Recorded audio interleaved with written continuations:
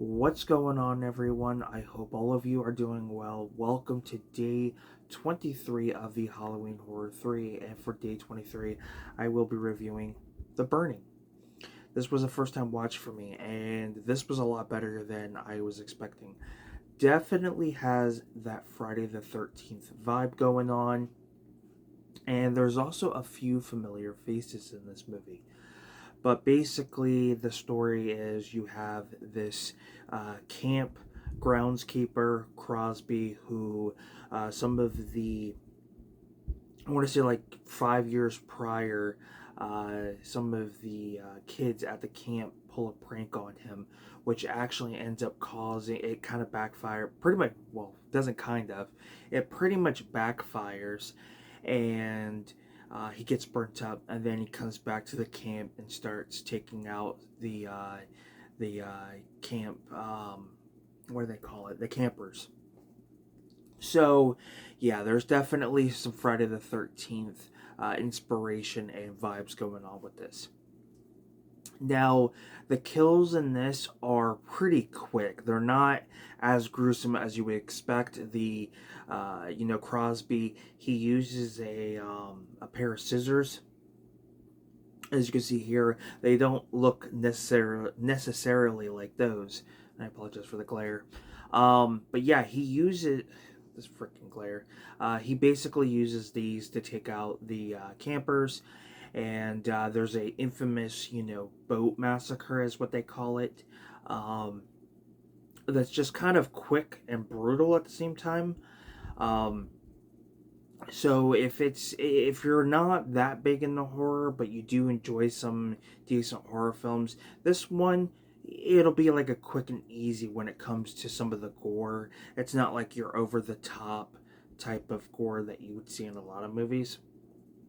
Now, the score is pretty decent. You kind of can tell when things start to really go left. Like a lot of horror films, when the killer's right there, the theme starts to click in, which is pretty funny. Um, but yeah, I really, really enjoyed it. So, some of the familiar faces you have in this movie, right off the bat, Jason Alexander, well known for Seinfeld and a whole slew of other things, is in this with a full set of hair. It was cool to see him in this movie. I've heard a lot about him being in this, so I had completely forgot about it because when I was watching it, I saw him. I was like, oh, hey, it's Jason Alexander. So yeah, it was pretty cool seeing him in this. Then you have Ray Stevenson. Is that his name? I think so. Um, I wonder if it's like no Fisher Stevens. My bad. Ray Stevenson is the Punisher who sadly we lost a couple years ago, or last year I believe, but or this year. It's one of those two. I can't remember.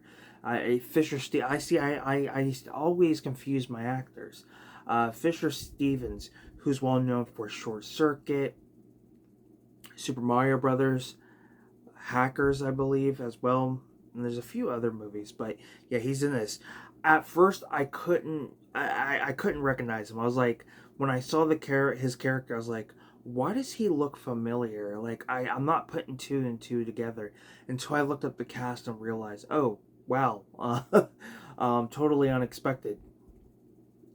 And then you also have, I don't know if it's on here. Yeah, Holly Hunter. Holly Hunter, of all people, which is pretty cool. Isn't Holly Hunter married to Kevin Bacon? Or am I thinking of a different actress? There's a lot of similar actresses, I believe. Excuse me. Didn't Holly Hunter do the series The Closer? I believe that's her. And if it is her, then it's cool that she did a camp horror film and then her husband Kevin Bacon did a camp horror film. But I believe Holly Hunter is. No, no, Raising Arizona. No, I'm thinking then. Who am I thinking of? Kira Sedgwick. That's right. Again. Ugh. It's terrible when I'm confusing my actors and actresses. Raising Arizona. That's right. Isn't she the voice of Elastigirl in The Incredibles? I believe that's her. But Holly Hunter's character, I couldn't even recognize. Like, I had to go through a couple times, but yeah, I wish I could say more about this movie, but it's kind of like its own version of Friday the 13th, basically. Just with a different story, I guess is the best way to put it. And then the camp has more kids there than compared to what you get in Friday the 13th.